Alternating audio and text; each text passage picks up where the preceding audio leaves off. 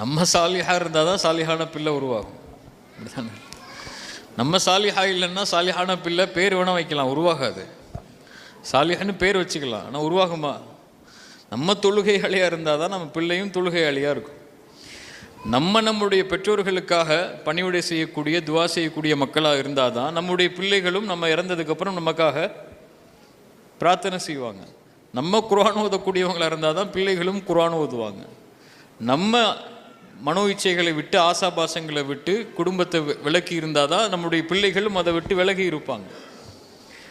இன்னைக்கு எதிர்மறையாக எல்லாமே இருக்குது. பிள்ளை குர்ஆனை ஓதணும், ஆனால் ஆப்பாக்கு குல்ஹுவல்லா அஹத் அந்த 3 சூறாவை தவிர ஒரு சூறா தெரியாது. பிள்ளை தொழுகணும் 5 வக்தும், ஆனால் வாப்பா அம்மா தொழ மாட்டாங்க. பிள்ளை இஸ்லாமிய ஸ்கூலில் போய் இஸ்லாமிய பாடங்களை படிக்கணும், ஆனால் வாப்பா அம்மா எந்த மதரசாக்கும் போய் அல்லது எந்த ஒரு இஸ்லாமிய கல்வி நிலையத்துக்கும் போய் மார்க்க கல்வியை தேட மாட்டாங்க.